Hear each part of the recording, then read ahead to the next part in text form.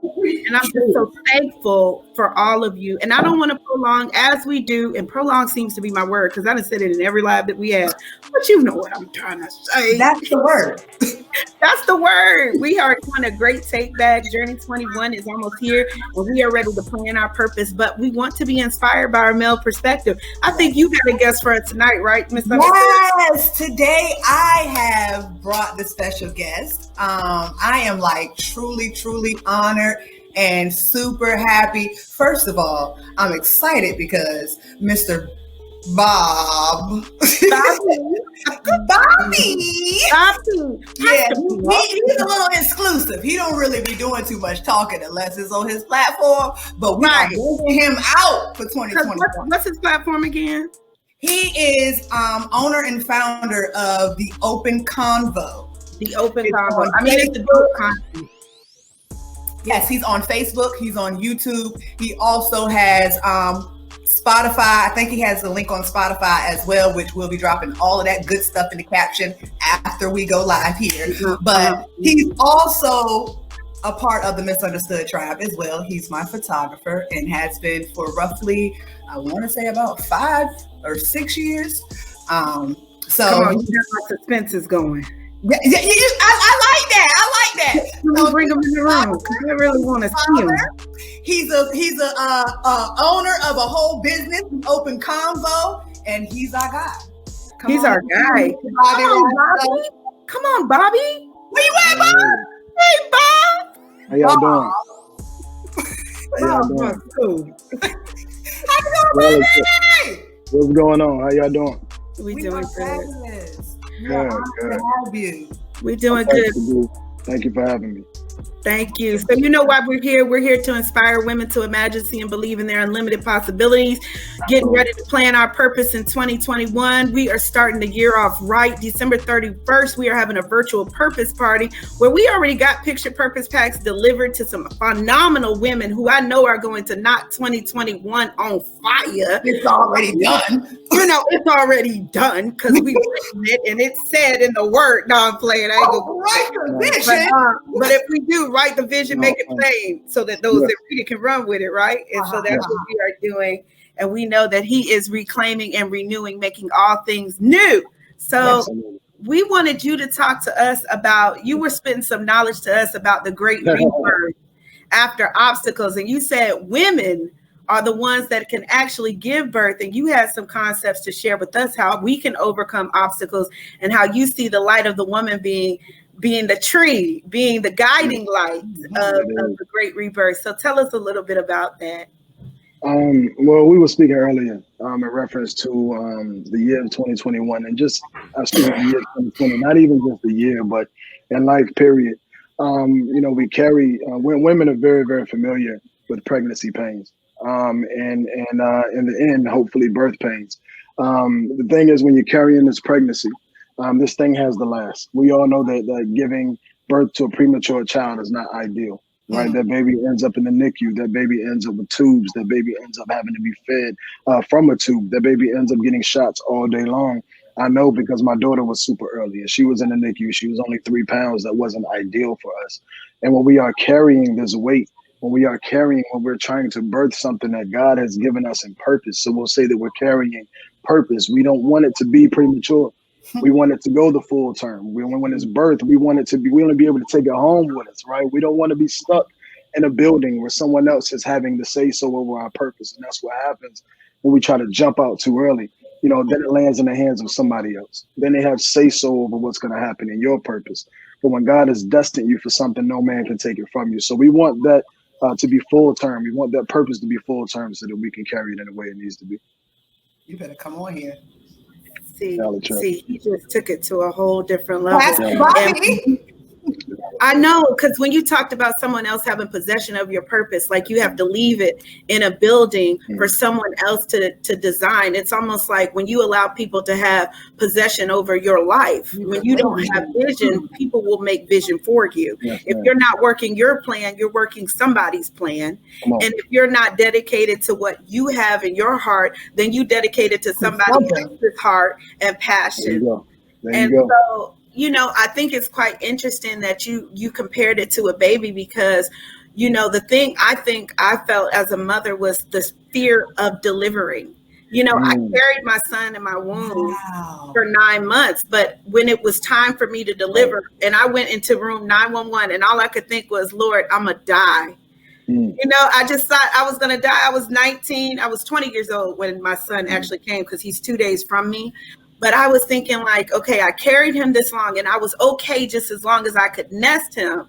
But when it was time for him to come out, the unexpectancy of what could happen next, like I was okay with knowing that he was in my womb, because I felt like I knew that he was living. But if I gave birth to him, the reality was that we could die. You know, that's what it is. And that's when things started to become amazing, because you were comfortable just carrying it. You were comfortable with just the vision, but when it comes time to give it birth, when it comes time to deliver, that's when you go outside of your comfort zone. You become uncomfortable, but that's when God works the most, is when you're uncomfortable. And that's where you want to be when it's coming for your purpose. Like, you're not going to be comfortable with something that's not yours, right? So many times we look at purpose as if it's ours, but it's not ours. It was already ordained. It was already spoken. It was already created. It was already willed to be. So when you're comfortable, you ain't going nowhere. You're going to be content, right? You would have carried that baby 3 more months if you could have, probably. But it was time to deliver. It was time for purpose. So it was time for that birth. When it was time for the birth, yeah, it's uncomfortable, but look what came from it. Life. You probably never smiled as much as you have as a mother. That's deliverance. That's what happens when you deliver something. That's true. I mean, and even with thinking about She's Got Purpose, to try to inspire women, one of my biggest fears is that you won't be able to convince people that purpose is something to be talked about. You won't be able to show people that this is really a true and rewarding plan, that sometimes you can't be in control of all things if you trust the process, that you can lay the best laid plans, but it's never to your full design, because it all works according to His will and His purpose for you. And so when She's Got Purpose came into my lap, you know, and trying to host it, be the host of it, I was scared that people would not follow this, because they couldn't understand. But then it was like, is it your will or my will? Yes. If it's my will, then it's already done. So you have to be able to say, who are you trying to please? And so when you take the ownership over your life out of your hands, you find peace in the journeys that you walk into. But it's also so beautiful that He won't leave you blind in that either, because it says anything you ask for in prayer and believe you have received, it shall be yours. That's right. And that you plan, and that He says that if you plan it, be it confident that He who created a great work in you shall perfect it until the day, you know? And so it's like, if you're planning, He will show you the way. All you got to do is ask. So through that manifestation, because it's effort, and put forth effort. Put forth some effort to speak the words that you see in your mind, because words cast spells. Yes. And you've got to be intentional about the words you say. I'm sorry, Bob, because you got me preaching, because you a whole church. Hey, listen, I'm right there with you, and you speaking a good word tonight. But I'm right there with you. And when you made reference to people not seeing the vision of your purpose, one of the craziest stories in the history of life is a virgin carrying a baby. That is one of the most craziest stories of all time. And because a virgin carried a baby, nobody believed it. Nobody believed in it, because they thought it was impossible. An angel had to come to Joseph to tell him, your wife is going to be carrying, right? Because think about this, an angel had to convince the person that was closest to her. You understand what I'm saying? There are no angels that are coming down to tell people your vision, your purpose, none of that. So people aren't going to believe until they see. So when they finally saw the birth, and they understood that He was the one that was prophesied to be, they understood that He was the Messiah, then they were able to latch on and understand. Now, don't get me wrong, you still have people that doubt it.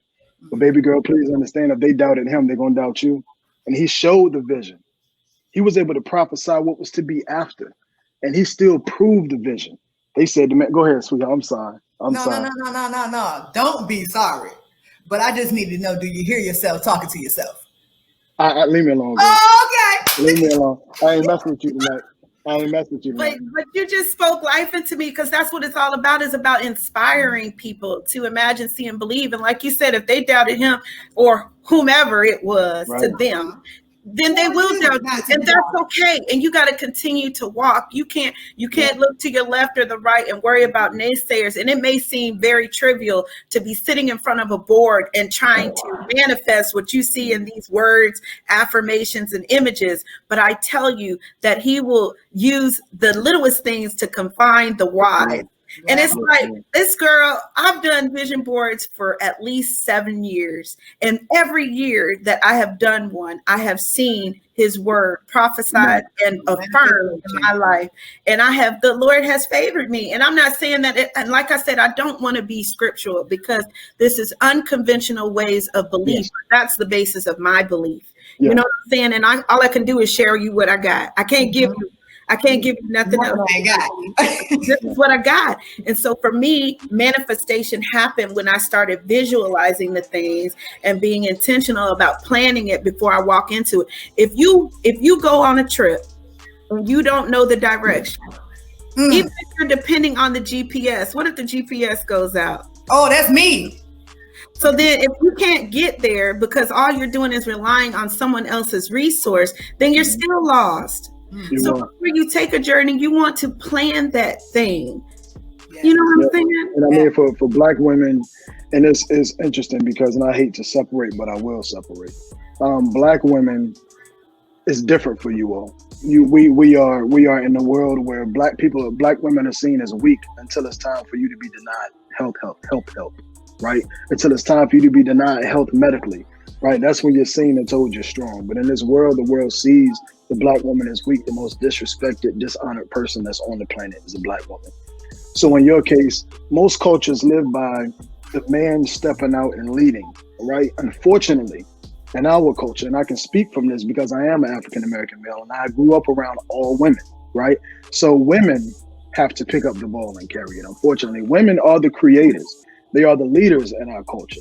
And men can say whatever they want, but most men I know were raised by single mothers. So if that's the case, they had to be a leader, right? They had to be a creator, right? Because most of our parents, either they didn't have a job or their job didn't pay enough. So in order to find a way to feed your family, you have to be able to create. Regardless of what people tell you, you have to be able to lead. You have to be able to direct. So the purpose that you are carrying is greater than just you. The purpose that you're carrying is for the next generation. It's not just for you. And sometimes your purpose doesn't even help you, right? Sometimes so I say that to say this, my mom carrying me didn't help her, right? She was carrying me and leading and creating in me so that I could lead and create later. That's how great your purpose is, right? As a woman, that's how great your purpose is. You are carrying life, right? The vision that was given to you, again, was already ordained. You are carrying life through your vision. And while that may not impact you, the seed that is coming behind you, the generation that is coming behind you will be great because of your leadership, your creativity, and your words.